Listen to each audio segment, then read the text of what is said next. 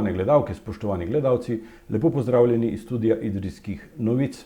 Gosta današnje oddaje Aktualno sta oblikovalec in slikar Dado Under in vodja čipkarske šole Idrija Metka Fortuna. Lep pozdrav obema.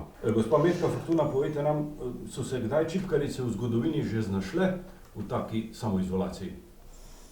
Točnega podatka nimam, menda pa je bila čipkarska šola Idrija v svojih 145 letih delovanja zaprta zgolj 3 dni v času reketiranja Idrije in pa seveda zdaj, ko pač ne izvajamo dejavnosti zaradi koronavirusa. Gospod Dado Under, predstavite našim gledalcem pravzaprav zamisel te vaše akcije, vašega projekta. Čipko sem uporabil kot medij zato, ker pač živimo v Idriji, ker je ena taka stvar, ki jo lahko izvajaš tudi na daljavo, se pravi pokažeš, ne. Predvsem pa zaradi tega, izhajal sem iz tega, ker mi enostavno tisto ostanje doma ni bilo dovolj, ne. Ostanje doma in še nekaj smo rabili. In pri nas v Idriji je pač najbolj normalno, da je to klekljaj. Pri predstavljanju sklekljanih čipk pa boste uporabili tudi sodobne tehnologije. Te socialni mediji so pač glih tako ena taka možnost povezave kot sestanki v živo, tako da je samoumevno, da zdaj, ko so pač neposredni stiki prepovedani, odsvetovani, da pač na ta način komuniciramo. Cela akcija je bila skoordinirana preko teh socialnih medijev, vse osnutke smo si na ta način izmenjali, tako da se z Metko danes prvič uradno vidiva.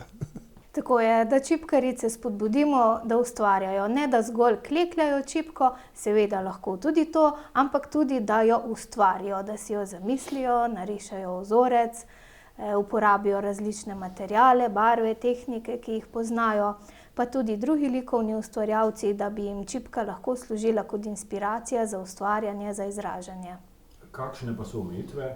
Kakšen je urnik, koledar? V bistvu je omejitev zgolj ena.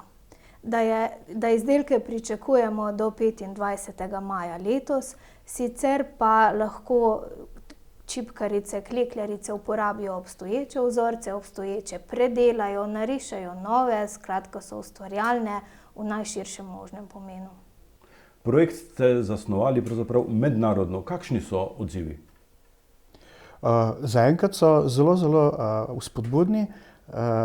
Po podatkih direktorice Zavoda za turizem Idrija se je do zdaj odzvalo že preko 14.000 ljudi, se pravi, je opazilo to našo pobudo, kar več kot nekajkrat presega druge odzive na drugih akcijah. Povejte nam, gospa Fortuna, ste v čipkarski šoli vpeljali pouk na daljavo? Tudi to smo naredili prvič. Tiste teoretične vsebine, ki jih imamo v učnem načrtu in jih je bilo smiselno izvesti na daljavo, smo jih izvedli. Kako boste zaključili to šolsko leto? Bomo videli. Ta trenutek še ni jasno. Ta trenutek še ni jasno. Čipkarski festival običajno poteka v drugi polovici junija. Kako bo letos? Običajno je festival Idrijske čipke 3. vikend junija. Kako bo letos, pa še nimam nobene informacije. Tudi državno tekmovanje je pod vprašanjem? Vse, kar je v okviru festivala. Hvala obema za pogovor in pojasnila. Vam, spoštovani gledalci in gledalke, pa hvala za pozornost.